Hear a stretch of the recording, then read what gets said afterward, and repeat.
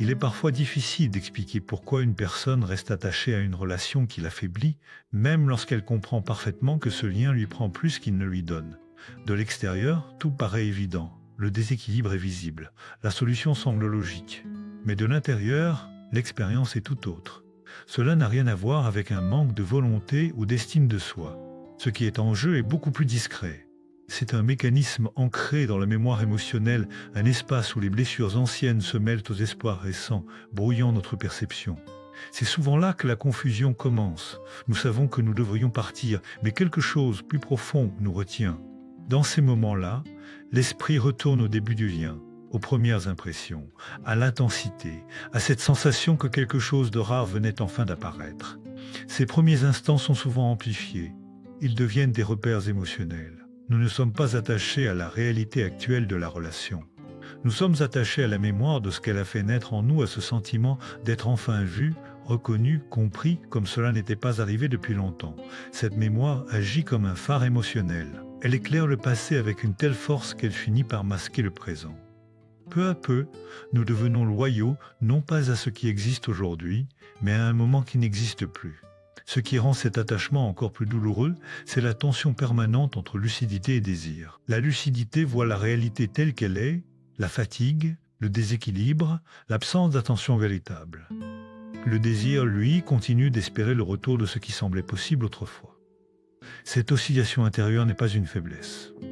C'est une réaction humaine face à la peur de perdre un espace émotionnel qui, même brièvement, nous a permis de respirer.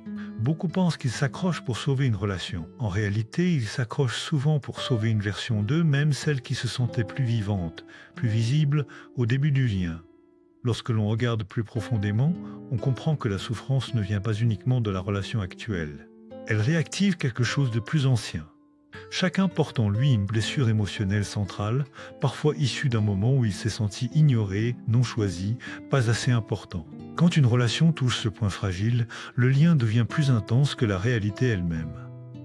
Ce n'est pas l'autre qui nous retient, mais la promesse inconsciente que sa reconnaissance pourrait enfin réparer quelque chose en nous. Cette illusion douce et implacable à la fois déforme notre perception. Chaque geste attentif prend une valeur excessive. Chaque silence devient un signe d'abandon. Peu à peu, nous vivons au rythme de l'attente, cherchant dans les moindres détails une preuve que le lien peut encore tenir.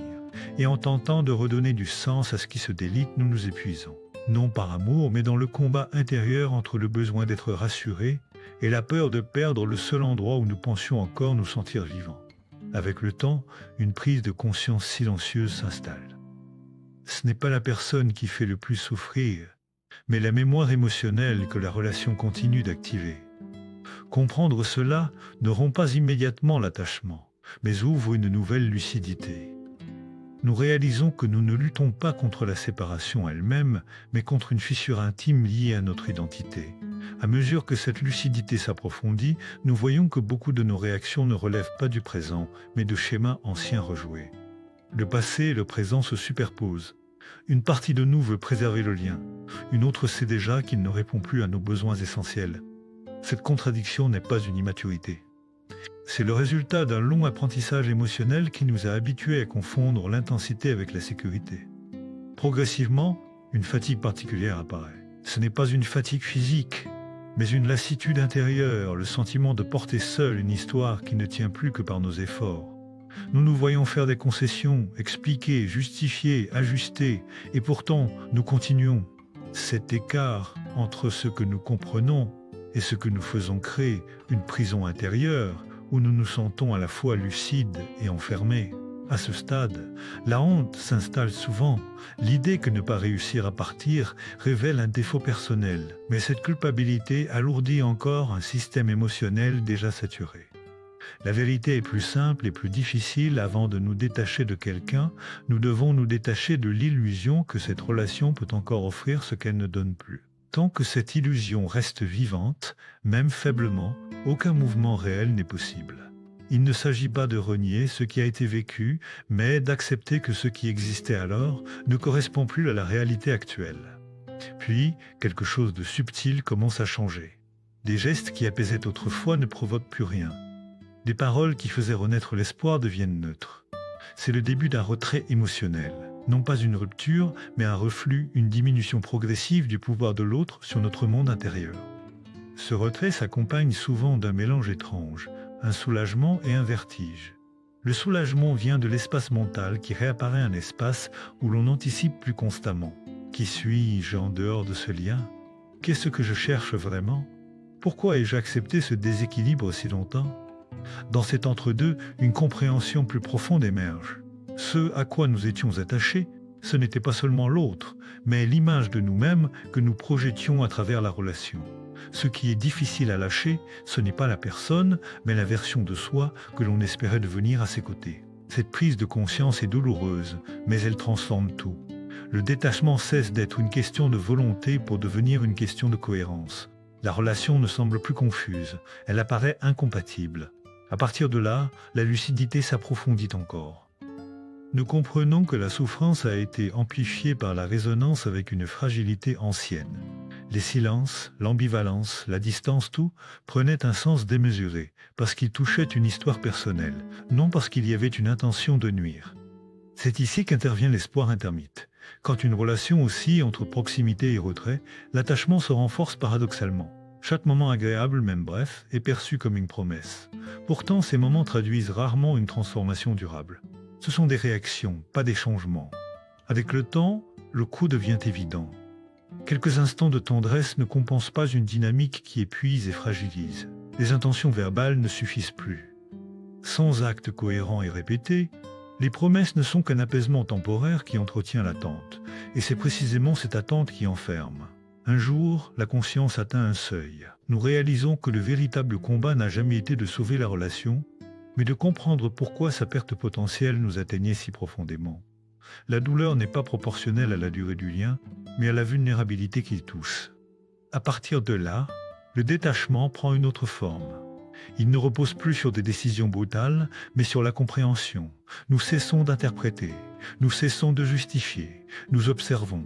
À mesure que l'illusion se dissout, un nouvel espace intérieur apparaît. Au début, il semble vide, puis inconfortable. Le calme peut même devenir inquiétant, tant nous avions confondu agitation émotionnelle et intensité de vie.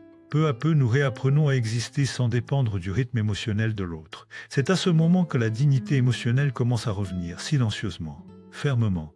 Nous cessons de nous expliquer sans fin. Nous cessons de porter seuls ce qui devrait être partagé. Nous cessons de nous effacer. Cette dignité n'est pas de l'orgueil, c'est un alignement. Avec elle, l'émotion cesse d'être un champ de bataille. La peur s'allège. Une continuité intérieure se restaure. La séparation devient pensable sans effondrement, non comme une fuite, mais comme un acte de cohérence. Souvent, une fatigue profonde vient sceller ce basculement. Non pas une colère, mais une lassitude face au cycle lui-même. Cette fatigue n'est pas un échec. Elle marque la fin du combat intérieur. À partir de là, la fermeture intérieure s'opère progressivement. La sérénité devient non négociable. L'auto-effacement devient visible. Les questions changent.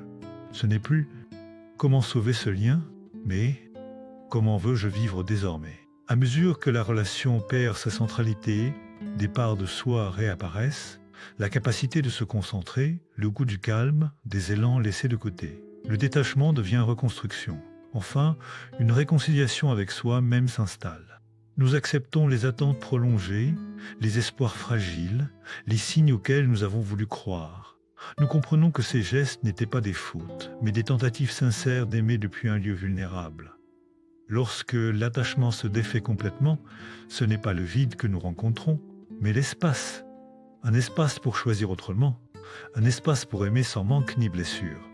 Le détachement n'est alors plus une rupture contre l'autre, mais un geste envers soi, un retour à la cohérence, à la dignité, à une paix intérieure durable. Et depuis cet espace, une autre manière de créer du lien devient possible non plus guidée par la peur, mais par la liberté. C'est ainsi que l'on avance, non pas en effaçant le passé, mais en l'intégrant, en le transformant, et en s'autorisant enfin à vivre sans laisser les anciennes blessures dicter notre manière d'aimer ou de nous attacher. Et dans ce mouvement, une paix apparaît, une paix longtemps absente, qui devient le point de départ d'une nouvelle façon d'être au monde.